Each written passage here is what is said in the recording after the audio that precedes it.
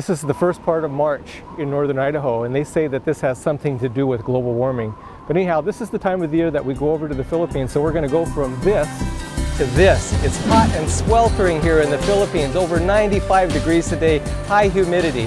While we're here in the Philippines, we're going to take you over to Sablayan and show you the prison ministry that's going on. We're going to take you out to the remote villages and show you the work the missionaries and the student missionaries are doing out there.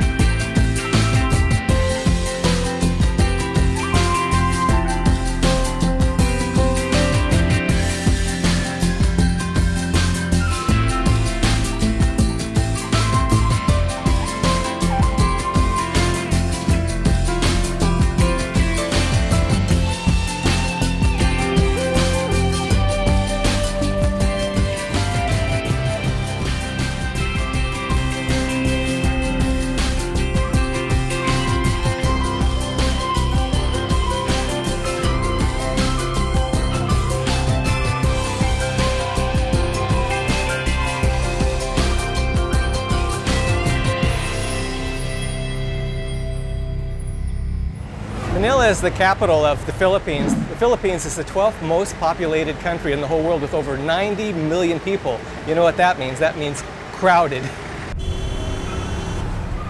This is Joe and Ellen Beasley. They came over to the Philippines here in December. Right now we just met them here last night. We're going to hop on this bus. We're going to head over to the port of Batangas, cross over to the island of Mindoro, and go see our mission house there. Are you guys ready to go?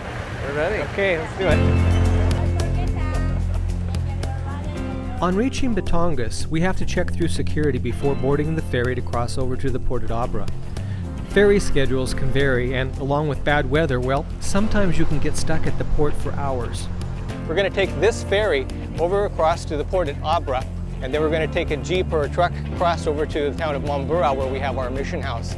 The Philippines is made up of 7,107 islands. Some of the islands are huge land masses where other ones are just not even inhabitable because they're so small. It's a very windy day here on the ferry. We're looking forward to getting over to our mission house this afternoon, probably around 2 o'clock. The next step is to find a taxi, which in most cases is a small minivan. The distance to our mission house is about 30 kilometers, and that's 19 miles. It takes around 45 minutes. Soon we arrive at Layman Ministries mission house located outside the town of Mamburao. Mamburao is a medium-sized town that has a lot of hustle and bustle and, well, noise because of the constant drone of motorcycles and jeepneys. The open market is a beehive of activities. You can find an interesting assortment of such things as fresh fruit, a lot of different types of fish, and, well, meat. The mission house is full of activities. It's used as our main business office, also a temporary high school for our graduate students from the villages. Then we also hold our training seminars here for all the missionaries. During school hours, Ellen Beasley helps tutor our high school students on laptop computers. To fully appreciate this, you need to better understand where these students came from. These students are from a regional tribe called Orions. They are referred to as Katatubo, which translated means native or indigenous. The Orion tribe is one of the most primitive people groups in the world, living a semi-nomadic lifestyle in the mountainous regions of this area. They live in very simple, crude homes that change from month to month. There are times they simply live out in the jungles, making the trees and the branches their home, foraging for root crops and other things to eat. Disease is extremely prevalent among these people, as many do not understand basic hygiene or nutrition. I will explain more to you in a little while about what has created the changes you see here, but it is truly a miracle that these kids now use laptop computers, lead out in worship services, do public speaking, and read and write better than many of the national children in the public schools. Anna Lynn teaches the classes using DVD homeschool materials from America along with other textbooks. The kids love to learn and, well, quite frankly, they can do math much better than I can. Joe Beasley leads out in Bible classes with the students on a daily basis. The students are responsible for also leading out in evening and morning worship services with the staff. Moni Webb and Ellen Beasley work together on the bookkeeping and monthly budgets for all the villages and the prison ministry. Speaking of which, as this day comes to an end, tomorrow I want to take you to see the prison ministry. This morning I'm going to drive this trustworthy, hopefully trustworthy little minivan over to Sablayan. It's about 90 kilometers from here, and we're going to go see Louis and Abel over at the prison ministry. I'm hoping this minivan makes it. It's not the most, I don't know how to say it, but I hope it's dependable. The tires are a little bit worn on it, and it has a few rust holes, but they keep telling me that there's a good chance that this will make it over there and back, so we'll find out this morning. The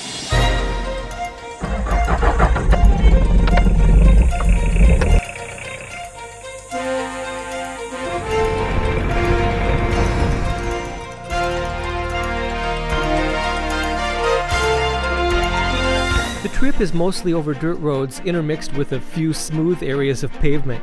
It's around 70 kilometers, that's 45 miles, and it takes around 3 hours to drive due to the conditions of the roads. The trip is hot and dusty, especially when trucks or jeepneys drive by, leaving huge dust clouds. They use the roads to dry a lot of the grains out. They actually spread them out on the highways, and cars and trucks oftentimes will just drive right over top of it, and that kind of helps the threshing process. And then they rake it several times, and they pick it up and put it in bags. Planting, cutting rice is a difficult task, especially when you consider how hot it is outside. Right now they're taking the real mature husk cobs and they're putting them to the thresher, separating the kernels from the husks. Life here in the Philippines is extremely difficult, and this is just their bare existence for them, trying to survive, trying to do this kind of work and provide for their families. At the prison, Louis Benitez and Abel Mariles lead out in training the inmates to do outreach.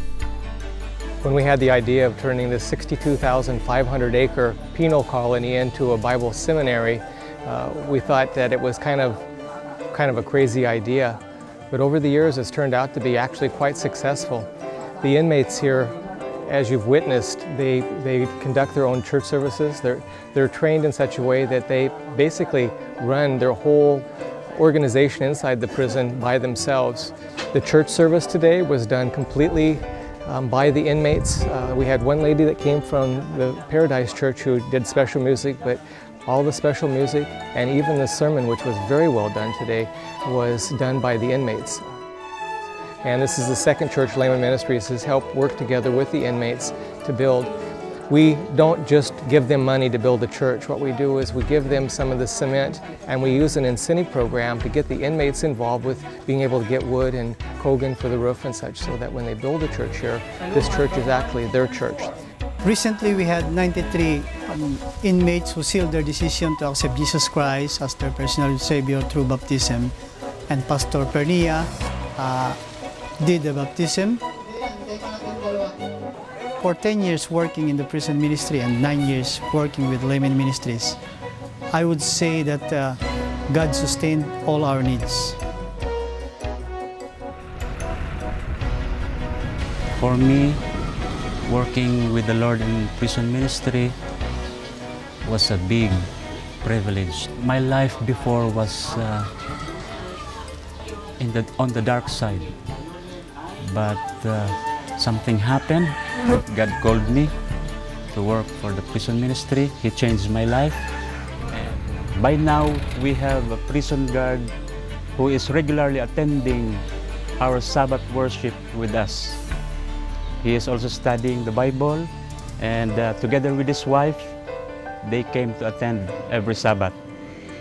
I can say that I'm an ordinary layman, but with the power and the blessings of the Holy Spirit, God used me mightily. If you have the willingness and commitment to do God's work, you can be a powerful worker for God.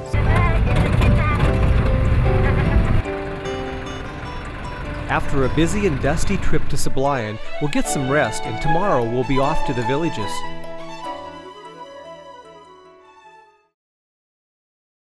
We went shopping and bought groceries for the missionaries for the month, and we're sorting them and packaging them and boxing them up to put on the boat to take to the missionaries.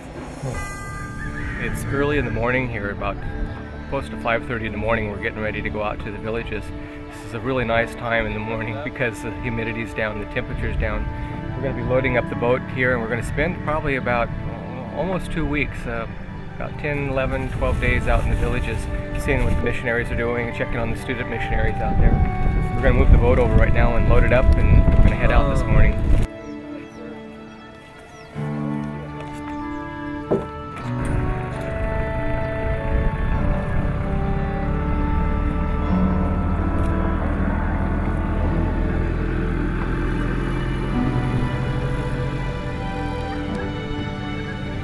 Jim has told me time and time again that he can really relate with a lot of those old Adventist hymns, you know, like Throw Out the Lifeline and all those songs that have to do with sailing, because the ocean turns black, the waters get white and billowy, and it is rough and dangerous. But today, by God's grace, it's just as calm and as beautiful as can be.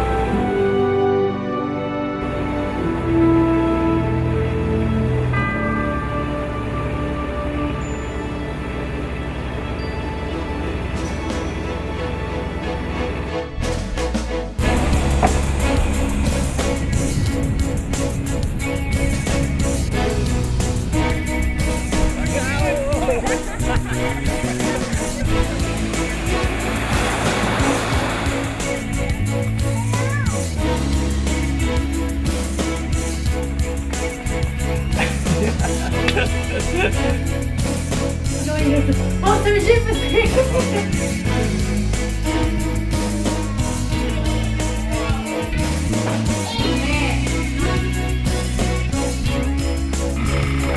She's got a dirty kitchen here. Well, that's a cute little place.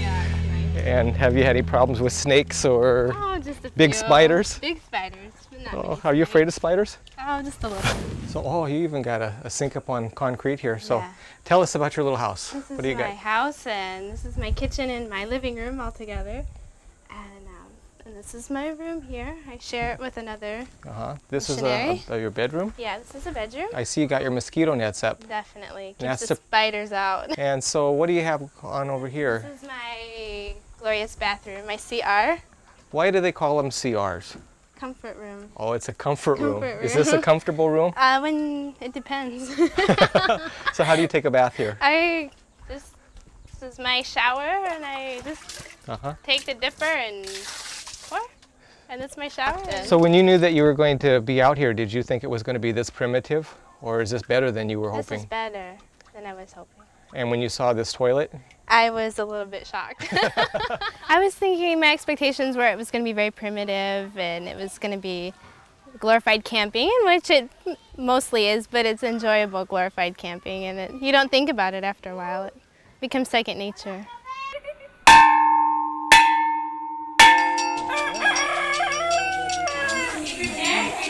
I work in Binawangan. It's one of the 3 layman villages in the Philippines.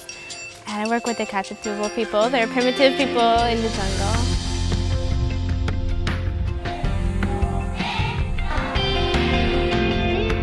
Working with the children has been a wonderful blessing for me. I love kids, and these kids are very sweet and gentle, and the experience has been wonderful. The bonding has been awesome.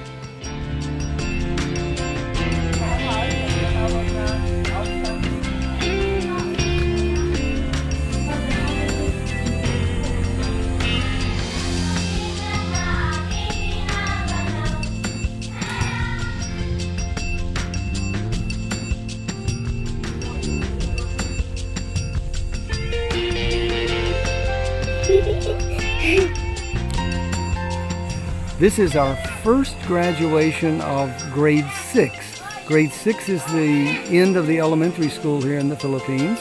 And after this, our one graduate today will be going to Mamburao to the home office, where we have intermediate, the junior high school, and then further high school.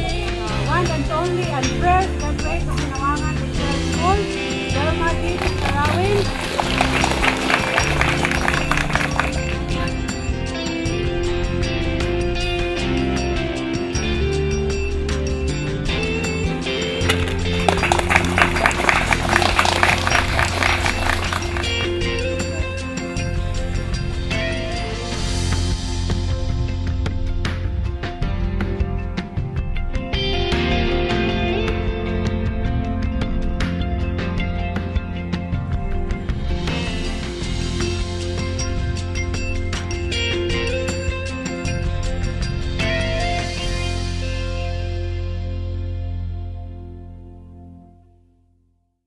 Our next stop is at the village of Pinabayanan.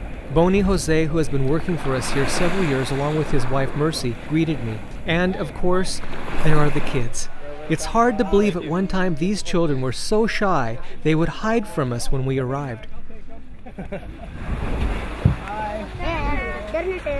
Well, this is a group from Pinabayanan, and this is our teachers from this last year. Michelle, who is also one of the Katatubo teachers, she went back to the village, but we thought maybe we'd give you a tour of the places that are the buildings that are on the facility here and their houses, and just kind of take a general look at the campus. So where should we start?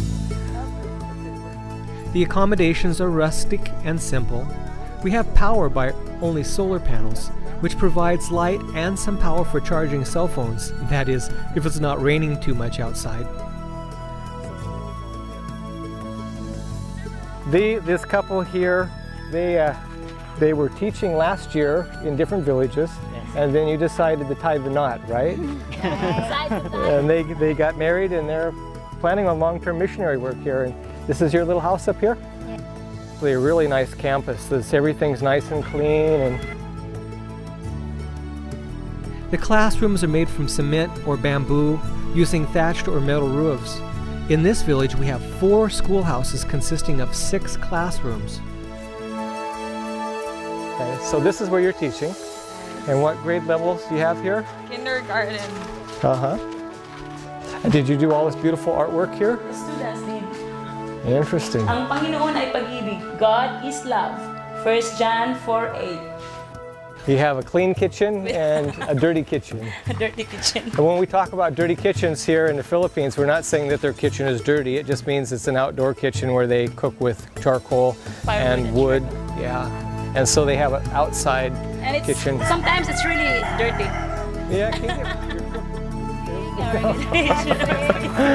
no, really for the graduation, right? And it's all set up for graduation right now. Yeah. And how many people you said are going to come? 500 people. And today they had practice, and they practiced, and it's going to be a lot of people here. Nice roomy classroom. It's got a metal roof that's been insulated, and how do you actually say it? Pinabayanan. Pinang. Pinag. I will never learn Tagalog.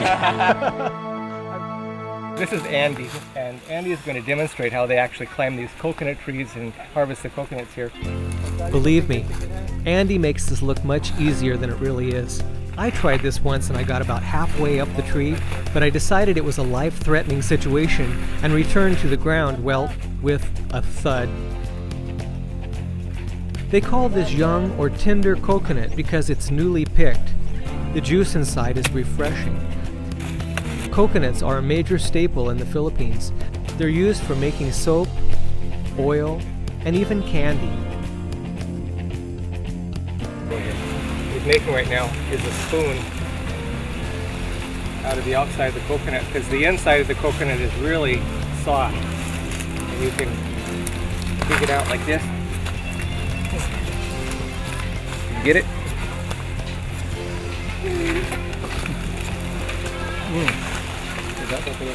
Tender coconut, it's really good. This is Nene, and how old are you, Nene? You know? 13. 13?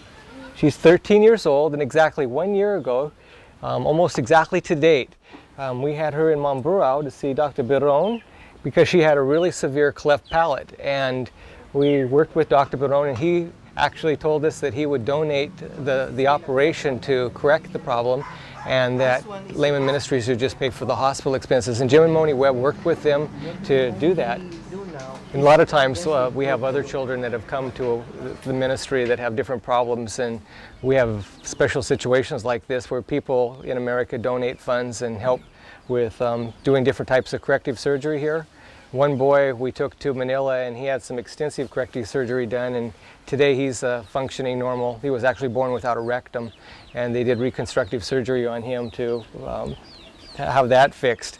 So there's some serious things here, and a lot of times the kids would never have a chance to live a more normal life if there wasn't the opportunity for missionaries to be here to really help with the situations. Going there, then we pull that one going up there so that that we're going to create. And today she's really beautiful and looks good, and the surgery turned out really good, and she's living here with Bonnie and Mercy now. And she's happy, and she's got a beautiful smile.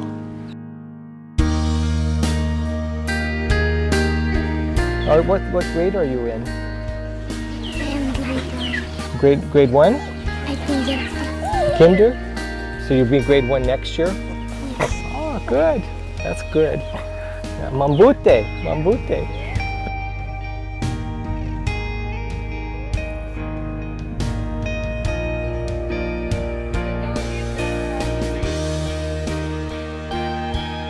The change in my children's or my students' character, the way they treat the people around them, the way they show their love, their affection, unlike before that they hide it and they're very bashful or they're very shy with those people. But now they're really trying and they've been matured and their level of education has improved. And it's very nice. And the words that came from them really encourages me to still or to teach more of this kind of students, although it's hard, but it's worth it. Our village projects here have continued to grow and be blessed. Over the 12 years that I've been here, I've watched the quality of education increase, seen the ignorance disappear and the kids learning to read and write and learn basic Bible. We have a lot of young students in this particular school, and we're now ready to enter to the next level of education and biblical training, and that is with our high school project. We want to build some new buildings and such on a piece of property we've already acquired, so that these kids, as the classes keep growing and growing, we have more and more graduates, that they will have a place to be able to go where they can have good, solid biblical teaching and to be able to advance them in academics. This is the closest village to the property that we've purchased for building a high school.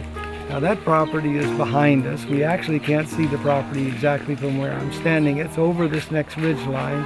Our plan is to build a road to the property from here, from this village, and establish a working academy for our native graduates from our elementary schools so that they can get a high school education. This way they can come back to be missionaries to their own people. We have quite a number of young students right now, 18, 19 years old, that are ready to go to that level, that have a burning desire to come back to the villages and to really work amongst their own people. And we're very excited about this. This is really a wonderful opportunity. We need to build buildings, we need to put a road in, we need people that would be willing to come and be staff for our academy or high school, and also to be involved with building. So I just ask that you would pray with us as we move forward to this next level, because it is a wonderful opportunity to serve God with the Katatubo people here in the Philippines.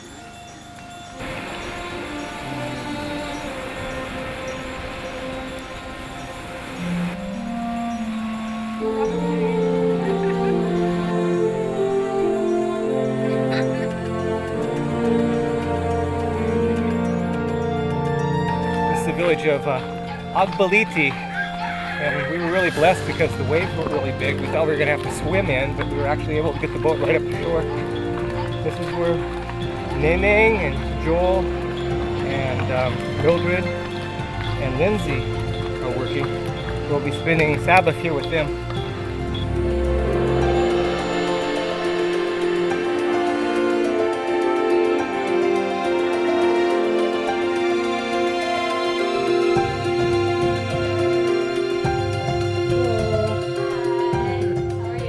Kind of hoping I could get a tour of your house. Looks like you got a new place here. Yeah. My name is Lindsay Charlton, and I'm from Helena, Montana. I'm 18 years old, and I've been here in the Philippines for about 10 months now. Being here has really made me realize the need to have a one-on-one relationship with him, and that you need him every day. And to have that extra support from God is just like total peace of mind. This second year has been exactly what I could ever want it to be. It has been a year for me to get closer to God and to expand and grow my faith so that I now have much more confidence in my God than I did before I became a missionary.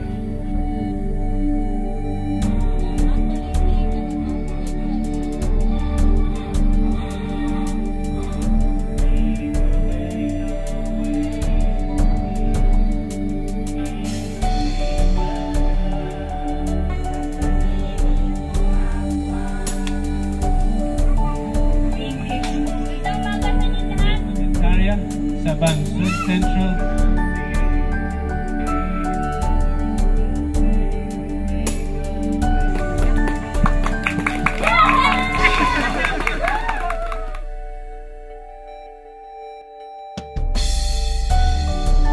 Ako po ay natutuwa na tapos na po ako ng elementarya. Ngunit nalulungkot po ako na magkakahiwa-hiwalay na po tayo.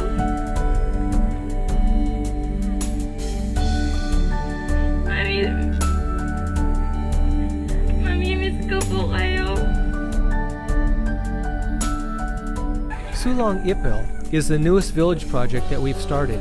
Located at the base of where we want to build our secondary academy, we seek to help these people find a new way of life in Christ.